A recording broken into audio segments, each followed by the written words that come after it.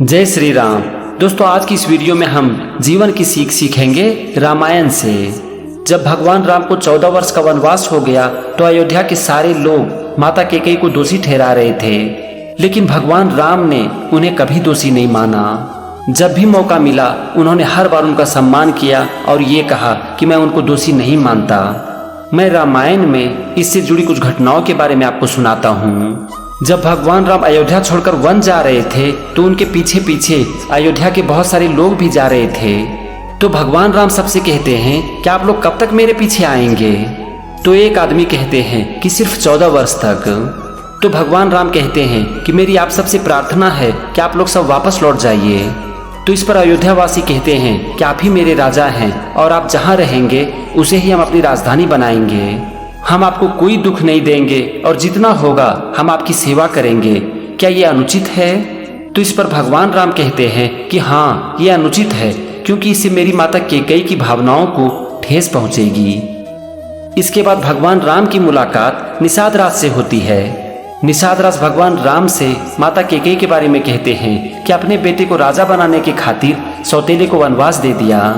तो इस पर भगवान राम कहते हैं कि निषाद राज, कृपया मेरी माता का अपमान मत करो। इसके बाद भरत के साथ जब तीनों माताएं वन पहुंच जाती है तो भगवान राम सबसे पहले माता कैकेयी के पैर छूते हैं और कहते हैं कि माँ, अब पिताश्री नहीं रहे और मुझे आपकी ममता का ही सहारा है। तो माता कैकेयी कहती हैं कि राम, मुझे क्षमा कर दो, इन सारे दुखों की जड़ मैं हूँ। तो इस पर भगवान राम कहते हैं कि नहीं माता, इसका कारण है काल, धर्म और विधाता, और इसमें आपका कोई दोष नहीं है। भगवान राम एक बार भरत से भी कहते हैं कि माता कैकेयी को वही दोष देंगे जिन्हें कि गुरु से सच्चा ज्ञान प्राप्त नहीं हुआ। एक बार वनवास के दौरान ही माता कैकेयी भगवान राम से कहती है कि राम, तुम मुझे दंड भी नहीं देते और क्षमा भी नहीं करते। तो इस पर भगवान राम कहते हैं कि मैं तो आपको दोषी ही नहीं मानता। तो इस पर माता कैकेयी कहती हैं कि फिर तुम क्या मानते हो? तो इस पर भगवान राम कहते हैं कि मैं आपको अपनी माँ मानता हूँ। दोस्तों, जरा सोचो कि इतनी सारी घटनाएं होने के बावजूद भी भगवान राम माता कैकेयी को दोषी क्यों नहीं मान रहे थे? इसका कारण था माता कैकेयी का भगवान राम के प्रति असीम प्रेम। ऐसा कहा जाता है कि माता कैकेयी भगवान राम को माता कौशल्या से भी ज्यादा प्यार करती थी और भगवान राम उनकी एक गलती के कारण उनके पिछले पूरे कर्म को भूल नहीं पा रहे थे। वो जानते थे या फिर सोचते थे कि माता कैकेयी ऐसी नहीं है, बस ये समय का चक्र है, होनी है, जो कि माता कैकेयी से ये सारे काम करवा रही है। दोस्तों, यहाँ पर हम सब के लिए सीखने वाली बात क्या है? यहाँ पर हम सब के लिए सीखने वाली बात यही है कि अगर किसी भी इंसान से कोई गलती हो जाए ना, तो हमें उसके पिछले पूरे कर्म को नहीं भूलना चाहिए। हमारी जिंदगी में ऐसे बहुत से लोग होते हैं जो कि हमारे लिए बहुत कुछ करते हैं, लेकिन नियति का ये खेल है कि गलती हर इंसान से होती है। और अगर कभी भी किसी आदमी से गलती हो जाती है तो फिर ज्यादातर लोग उसके बारे में उल्टी सीधी बातें करने लगते हैं। वो ये भूल जाते हैं कि अगर आज उनसे कुछ गलती हो गई है या फिर उन्होंने कुछ गलत किया है तो उन्होंने बहुत कुछ अच्छा भी किया है। इसीलिए अगर कभी भी कोई भी इंसान से गलती हो जाए ना, तो उनके बारे में तुरंत ओपिनियन बनाने और उनसे नफरत करने के बजाय ये सोचो कि उन्होंने मेरे साथ क्या अच्छा किया है। और ये चीज हम भगवान राम के जीवन से और रामायण से सीख सकते हैं।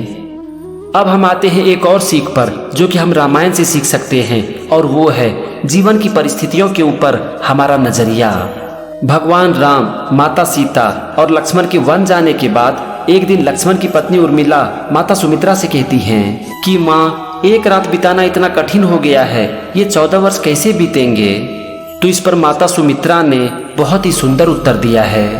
वो कहती हैं कि उर्मिला, तुम ऐसा क्यों नहीं सोचती कि 14 वर्ष में एक रात कम हो गए हैं? दोस्तों, यहाँ पर आप देखो, दोनों की परिस्थितियाँ एक ही समान है, दोनों एक ही बात कह रही हैं, लेकिन अलग अलग तरीके से। और हम इसे ही कहते हैं एटीट्यूड, नजरिया, और ये हमारी जिंदगी को तय करती है।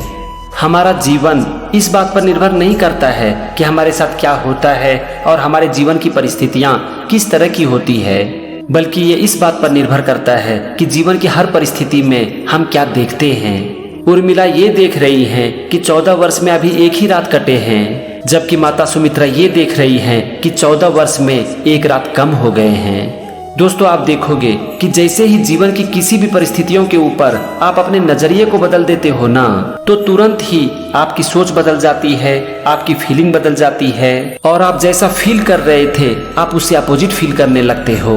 इसीलिए अगर आप अपनी जिंदगी में कुछ भी बदलना चाहते हो ना, तो सबसे पहले अपने नजरिए को बदलो, क्योंकि आपके जीवन के प्रति जैसा आपका नजरिया होगा वैसी ही आपकी जिंदगी होगी। अब हम रामायण से एक और चीज के बारे में सीखते हैं और वो है कि छल और कपट किसे कहते हैं। जब भगवान राम वन जा रहे थे और अयोध्या वासी उनके पीछे पीछे आ रहे थे, तो भगवान राम ने सबको मनाने की बहुत कोशिश की कि वो सब वापस चले जाएं, लेकिन सबके दिल में भगवान राम के प्रति इतना स्नेह था कि कोई भी वापस जाने के लिए तैयार नहीं थे। सब भगवान राम से यही कह रहे थे कि आप मेरे राजा हैं और आप जहाँ रहेंगे वही हमारी राजधानी होगी। अब रात का समय हो चुका था और सारे लोग तमसा नदी के किनारे आराम करते करते सो चुके थे। तो आधी रात को भगवान राम आर्य सुमंत्र से कहते हैं कि ये सब लोग सो गए हैं, चलिए हम लोग यहाँ से निकल चलते हैं। तो इस पर आर्य सुमंत्र कहते हैं कि आप इन सब लोगों को छोड़कर यहाँ से चले जाएंगे तो ये इन सब लोगों के साथ छल होगा। तो इस पर भगवान राम कहते हैं कि मेरे पास दूसरा कोई उपाय नहीं है, ये सब लोग मेरे साथ रहेंगे तो इन सबको कष्ट होगा और इनके परिवार अयोध्या में दुखी होंगे।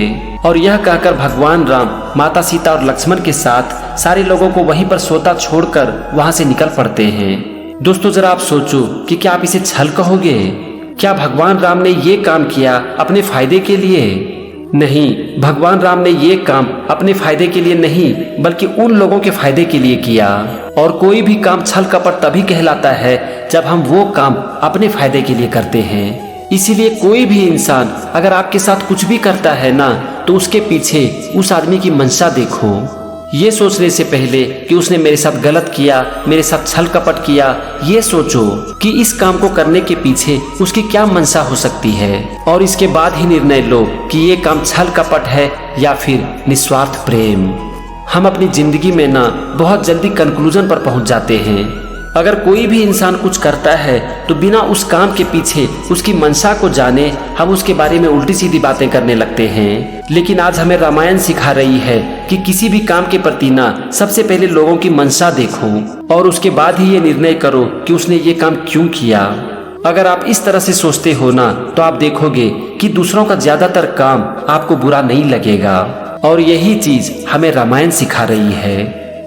अब हम एक और सीख यहाँ पर सीखते हैं और वो है निस्वार्थ प्रेम के बारे में। जब रात के अंधेरे में तमसा नदी के किनारे भगवान राम, माता सीता और लक्ष्मण के साथ अयोध्या वासी को वहीं पर सोता छोड़कर वहां से निकल रहे थे, तो भगवान राम हाथ जोड़कर सबको प्रणाम करते हैं।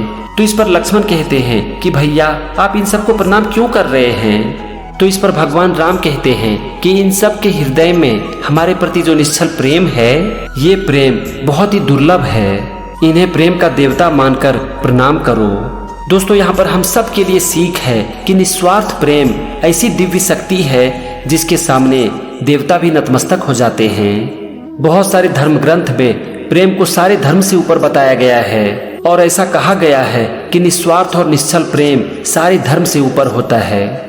दोस्तों जब आप किसी से निस्वार्थ प्रेम करते हो ना, तब फिर आप ये नहीं सोचते कि वो किस धर्म का है, किस जाति का है, बस आप उसके साथ एक हो जाते हो और फिर उसके लिए कुछ भी करने के लिए तैयार हो जाते हो। यही प्रेम अयोध्यावासी के दिल में भगवान राम के प्रति था और भगवान राम इसी निस्वार्थ प्रेम को सर झुकाकर प्रणाम कर रहे हैं। जब आपके दिल में किसी के प्रति प्रेम होता है ना, तो फिर आप कुछ मांगते नहीं हो बल्कि सामने वाले को कुछ देना चाहते हो, उसके लिए कुछ करना चाहते हो। आप खुद के बारे में नहीं सोचकर उनके बारे में सोचते हो।